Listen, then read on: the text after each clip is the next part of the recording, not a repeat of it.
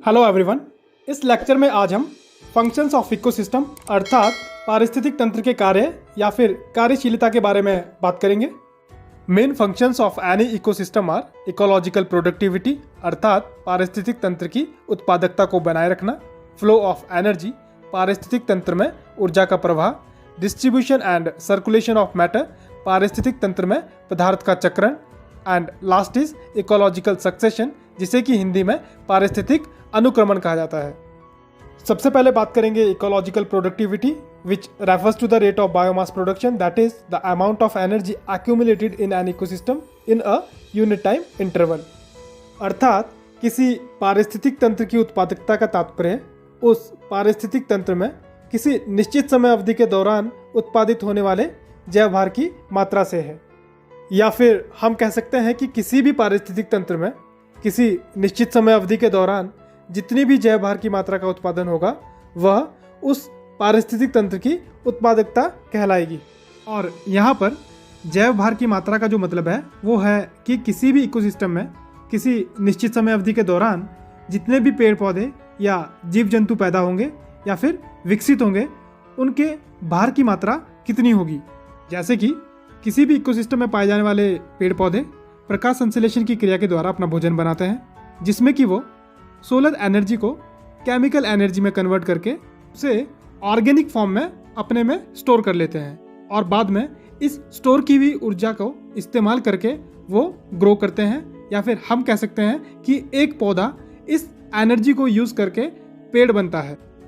फिर पेड़ पौधों में स्टोर ये एनर्जी उन शाकाहारी जानवरों तक पहुंचती है जो कि इन पेड़ पौधों को खाते हैं, फिर उस शाकाहारी जानवर से मांसाहारी जानवर तक और मांसाहारी जानवर से बड़े मांसाहारी जानवर तक। इस प्रकार इस एनर्जी के थ्रू पेड़ पौधों का विकास हुआ और एनिमल्स जीव जंतुओं का भी विकास हुआ, जिससे कि एक जैव भार की मात्रा में वृद्धि हुई और इस जैव भार की मात्रा की वृद्धि को ही हम किसी इकोसिस्टम की प्रोडक्टिविटी कहते हैं। किसी पारिस्थितिक तंत्र में किसी निश्चित समय अवधि के दौरान ग्रीन प्लांट्स के द्वारा जितनी ऊर्जा की मात्रा स्टोर की जाती है वो ऊर्जा की मात्रा उस पारिस्थितिक तंत्र की प्राइमरी प्रोडक्टिविटी अर्थात प्राथमिक उत्पादकता कहलाती है। और जब इन ग्रीन प्लांट्स को शाकाहारी जानवर खाते हैं तो ये एनर्जी उन शाकाहारी जानवरों में स्टोर हो जाती है, उसके बाद इन शाकाहारी जानवर से मांसाहारी जानवर में और फिर इन मांसाहारी जानवरों को खाने वाले बड़े मांसाहारी जानवरों में स्टोर हो जाती है, जिसे कि इकोसिस्टम की सेकेंडरी प्रोडक्टिविटी कहा जाता है। तो इस प्रकार कोई भी इकोसिस्टम अपनी प्राइमरी प्रोडक्टिविटी और सेकेंडरी प्रोडक्टिविटी के द्वारा अपनी इकोलॉजिकल प्रोडक्टिविटी को बनाए रखता है। Next function of ecosystem is flow of energy अर्थात ऊर्जा का स्थानांतरण, जिसे कि एक फ्लो चार्ट की सहायता से दिखाने की कोशिश की गई है। और जैसा कि हम पहले के लेक्चर्स में भी डिस्कस कर चुके हैं, सन जो कि हमारी धरती के लिए ऊर्जा का मुख्य स्रोत है और सन से आने वाली रेडिएशन का इस्तेमाल पेड़ पौधों के द्वारा प्रकाश संश्लेषण की विधि में भोजन बनाने के लिए किया जाता है, जिसमें कि ये पेड़ पौधे इस सोलर एनर्जी को केमिकल एनर्जी या फिर फूड एनर्जी में कन्वर्ट करते हैं। और इन पेड़ पौधों को ऑटोट्रॉफ्स अर्थात स्वयंपोषी कहा जाता है क्योंकि वह अपना भोजन खुद बनाते हैं। इसके अलावा इन्हें प्राइमरी प्रोड्यूसर अर्थात प्राथमिक उत्पादक भी कहा जाता है। पेड़ पौधों से ये एनर्जी एनिमल्स तक पहुंचती है जिन्हें कि हेटेरोट्रॉफ्स अर्थात परपोषी कहते हैं। इसके अलावा इन्हें कंज्यूमर अर्थात उपभोक्ता भी कहा जाता है। एनिमल्स में सबसे पहले ये एनर्जी हर्बीवोरस अर्थात शाकाहारी जानवर तक पहुंचती है जो कि इन पेड़ पौधों को खाते हैं, और इन्हें प्राइमरी कंज्यूमर अर्थात प्राथमिक उपभोक्ता भी कहा जाता है। उसके बाद ये एनर्जी इन शाकाहारी जानवरों को खाने वाले कार्निवोरस मांसाहारी जानवर तक पहुंचती है जिन्हें कि सेकेंडरी कंज्यूमर कहा जाता है। उसके बाद इन मांसाहारी जानवरों को खाने वाले बड़े मांसाहारी जानवरों तक जिन्हें कि टर्शरी कंज्यूमर कहा जाता है। और फिर लास्ट में ये एनर्जी माइक्रो ऑर्गेनिजम्स जिन्हें कि डीकम्पोजर्स कहा जाता है उन तक पहुंचती है।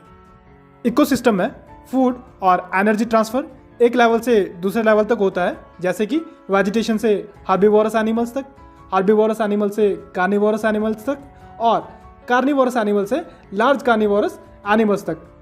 तो यहाँ पर एक सिक्वेंशियल चेन बनती है जिसके थ्रू वेजिटेशन, जिन्हें कि प्राइमरी प्रोड्यूसर्स कहा जाता है, उनसे फूड और एनर्जी का ट्रांसफ़र होता है कंज्यूमर्स तक, चाहे वो प्राइमरी कंज्यूमर है या फिर सेकेंडरी कंज्यूमर या फिर टर्शरी कंज्यूमर।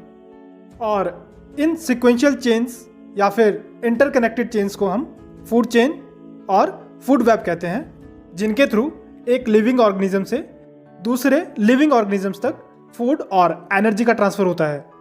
फूड चेन, जिसे कि हिंदी में खाद्य श्रृंखला कहते हैं, एक ऐसी व्यवस्था है जिनमें कि उन सभी जीवों को एक श्रृंखलाबद्ध तरीके से दिखाया जाता है जिनसे होकर भोजन और ऊर्जा का स्थानांतरण होता है।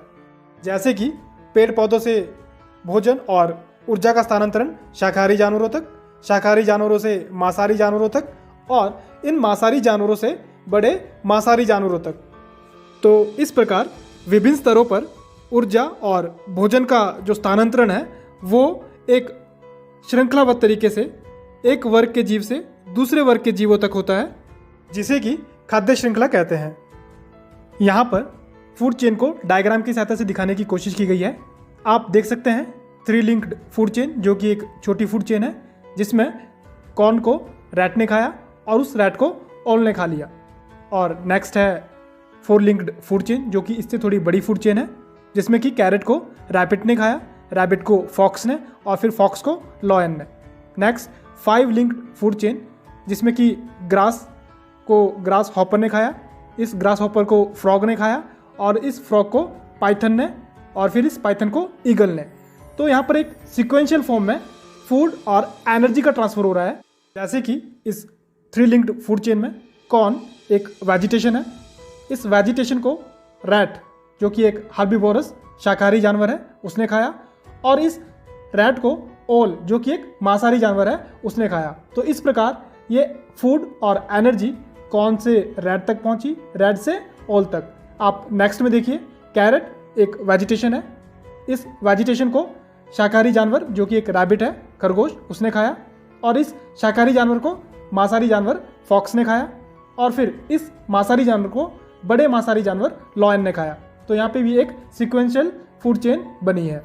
उसी प्रकार ग्रास, जो कि वेजिटेशन है, इस ग्रास को ग्रास हॉपर ने खाया, जो कि एक शाकाहारी जीव है, इस ग्रास हॉपर को फ्रॉग ने खाया, इस फ्रॉग को पाइथन ने और फिर इस पाइथन को ईगल ने। तो इस प्रकार फूड और एनर्जी का जो ट्रांसफर है वो ग्रास से ग्रास हॉपर तक, ग्रास हॉपर से फ्रॉग तक, फ्रॉग से पाइथन तक और पाइथन से ईगल तक हुआ। अब हम बात करेंगे फूड वेब अर्थात खाद्य जाल की, जो कि किसी पारिस्थितिक तंत्र में बनने वाली बहुत सी खाद्य श्रृंखलाओं के आपस में जुड़ने से बनता है। जैसा कि हमने पहले डिस्कस किया, फूड चेन, जिसमें कि एक सिक्वेंशियल ऑर्डर में फूड और एनर्जी ट्रांसफ़र एक लिविंग ऑर्गेनिज्म से दूसरे लिविंग ऑर्गेनिज्म तक होता है। लेकिन पारिस्थितिक तंत्र में खाद्य श्रृंखलाओं की ऐसी रेखीय व्यवस्था बहुत कम देखने को मिलती है, जैसे कि फूड चेन वाले डायग्राम में दिखाई गई है, क्योंकि ये खाद्य श्रृंखलाएं बहुत से जीवों के आपसी संबंध से एक दूसरे से जुड़ी रहती है, जिनसे कि खाद्य जाल का निर्माण होता है।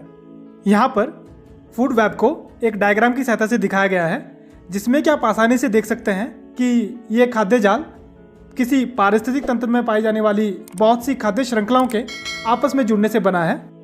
जैसे कि कॉर्न को ग्रास हॉपर के द्वारा खाया जाता है और इस ग्रास हॉपर को या तो फ्रॉग के द्वारा खाया जाएगा या फिर रैट के द्वारा।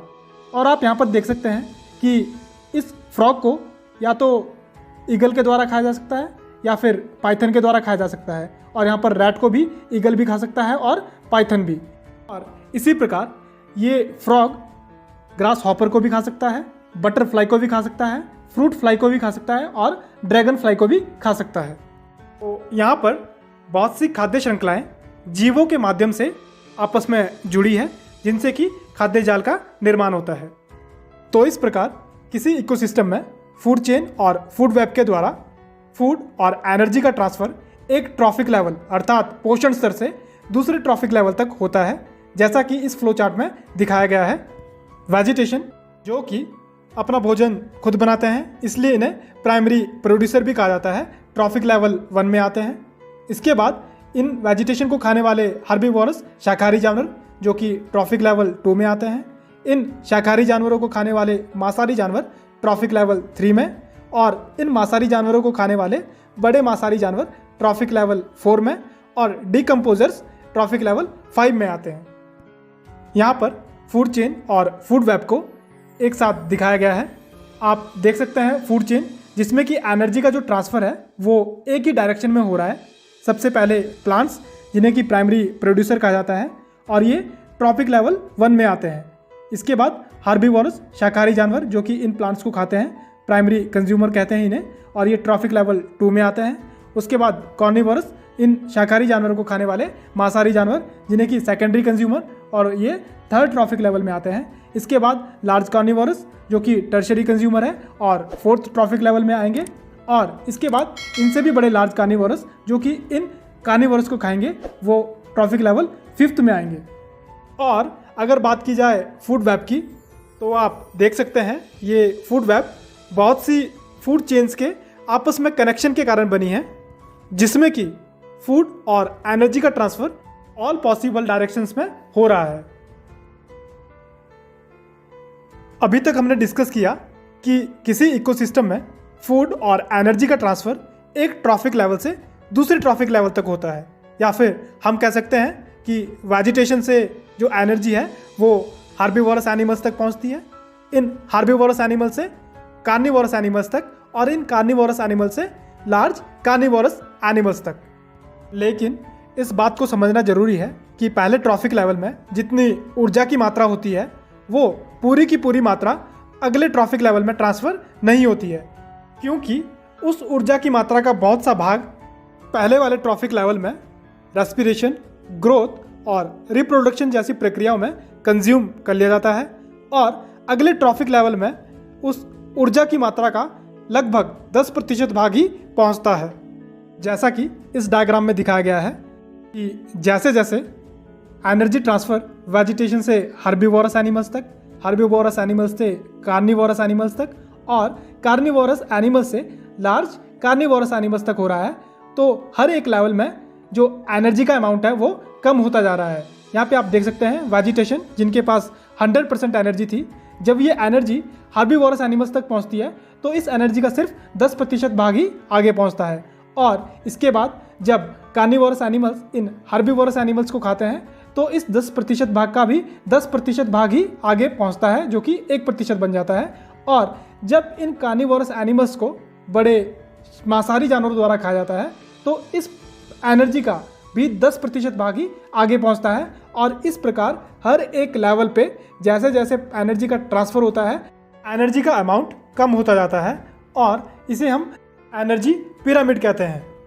तो इस लेक्चर में बस इतना ही, और हम इकोसिस्टम के रिमेनिंग फंक्शंस जिसमें कि distribution and circulation of matter और इकोलॉजिकल सक्सेशन को अपने नेक्स्ट वीडियो लेक्चर में कवर करेंगे। Thank you.